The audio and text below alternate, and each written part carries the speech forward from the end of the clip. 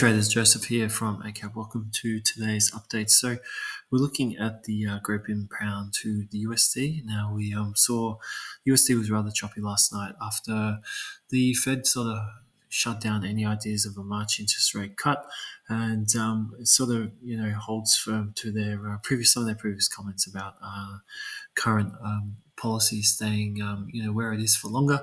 And we did see a little bit of movement in the dollar, and we saw a bit of movement in the pound, but it was pretty choppy, and it continues to hold in this ending sort of diagonal pattern here.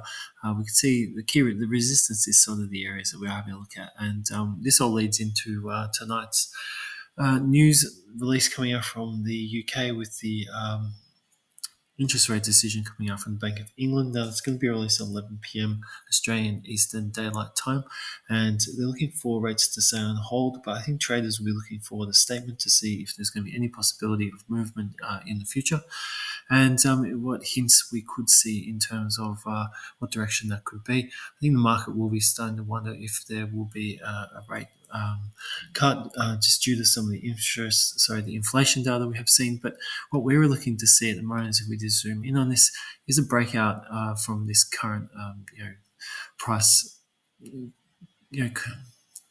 Price at the moment that continues to consolidate, and we do see this pattern surrounding the price, which is a bit of an ending diagonal, but really it's just a consolidation. And what we are wanting to see now is a breakout, and we are curious to see what the driver will be and if it will be a higher or lower breakout. And it could, even if we do see something in the statement tonight from the Bank of England, if that's going to be enough to get it going. Now, keep in mind we do have some pre-key resistance up at these levels if we do see a short-term move up, and there's been quite a few stopped there previously, and we have a lot of short-term support here at this level. That's at the short term, and we have the key support down at this level here, and as of yet we haven't been able to really see buyers or sellers be able to pierce through either of those levels to sort of get something going. So we are looking and wondering if we are getting closer to a breaking point. We could also do a little bit more movement inside the consolidation, just to chew up a bit more time. But we'll continue to just watch this one to see if we are getting closer to a move out.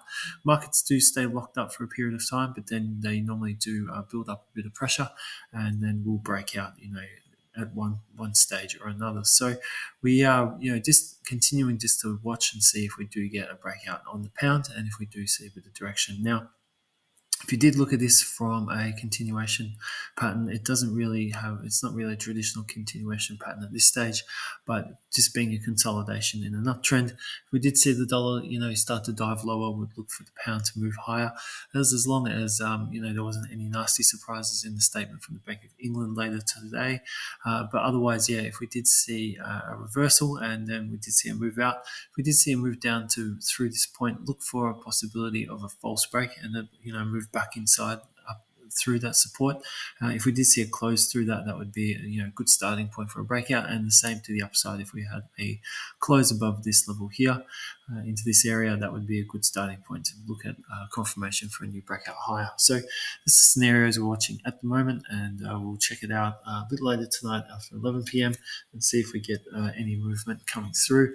Otherwise, we'll just continue to keep this one on the watch list. If it does continues to trade inside these areas, and then we'll just look and see if we get a breakout down the track. So we'll see what happens tonight, and we'll just continue to watch the price action on the cable. So thank you very much for your time. I wish you all the best for your trading, and just remember, 11 p.m. Australian Eastern Daylight Time, we have that UK interest rate decision coming out today. Thanks, and bye for now.